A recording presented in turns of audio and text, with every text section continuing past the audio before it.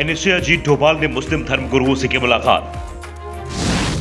देश में फैले तमाम कट्टरपंथी ताकतों से मुकाबले को तैयार डोभाल। देश विरोधी गतिविधियों में शामिल लोगों की अब खैर नहीं। राष्ट्रीय सुरक्षा सलाहकार यानी कि एनएसए अजीत डोभाल ने कहा है कि कुछ तत्व हमेशा ऐसा माहौल बनाने की कोशिश कर रहे हैं भारत की तरक्की में जो खलल डाल रहे हैं। वे धर्म और विचारधारा के नाम पर वैमनस्य और संघर्ष पैदा कर रहे हैं। इसका असर देश के साथ ही विदेशों में भी देखने को मिल रहा है। उन्होंने ऑल इंडिया सूफी सजादनशील काउंसिल के इंटरफेथ सम्मेलन में यह बात कही है। काउंसिल के अध्यक्ष हजरत सैयद नसीरुद्दीन चिश्ती ने एनएसए डोभाल की मौजूदगी में कहा कि सर तन से जुदा हमारा नारा नहीं है, यह इस्लाम विरोधी नारा है। एक एंटी रेडिकल फ्रंट स्क्वाड बनाया जाए जिसमें सभी संगठन एक साथ आए। अगर पीएफआई के खिलाफ सबूत है तो उन पर सख्त प्रतिबंध लगाया जाए। अब खत्म हो जाएगा सर तन से जुदा गैंग, हो गया फैसला। कॉन्फ्रेंस में एक और फैसला लिया गया। सभी मुस्लिम धर्मगुरुओं ने कहा कि पीएफआई जैसे संगठन जो देश विरोधी गतिविधियों में शामिल हैं और हमारे नागरिकों के बीच विवाद खड़ा कर रहे हैं, उन्हें प्रतिबंधित किया जाना चाहिए।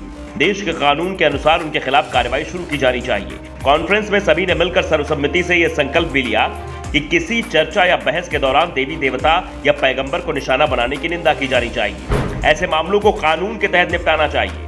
नसीरुद्दीन चिश्ती बोले, हमारी एकता बरकरार रहे और हमारे देश की तरक्की का फायदा हर धर्म और मजहब को मिलना चाहिए। एनएसए अजीत डोभाल ने कहा कि दुनिया में संघर्ष का माहौल पैदा हो रहा है। अगर हमें उस माहौल का मुकाबला करना है तो देश की एकता को एक साथ बनाए रखना जरूरी है और सशक्त मुल्क की तरफ आगे बढ़े।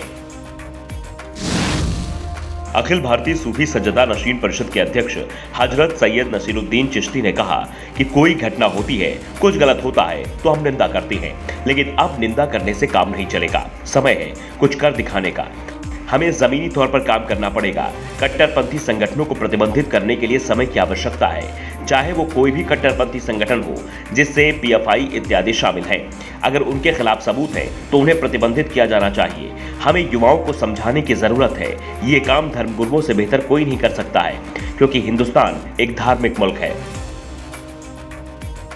आपको बता दें कि भाजपा निलंबित नुपुर शर्मा की टिप्पणी के बाद पनपे तनाव को कम करने के लिए एनएसए डोभाल ने बैठक की। इससे पहले उन्होंने साल 2019 में अयोध्या विवाद पर फैसले के दौरान धार्मिक नेताओं के साथ बैठक की थी।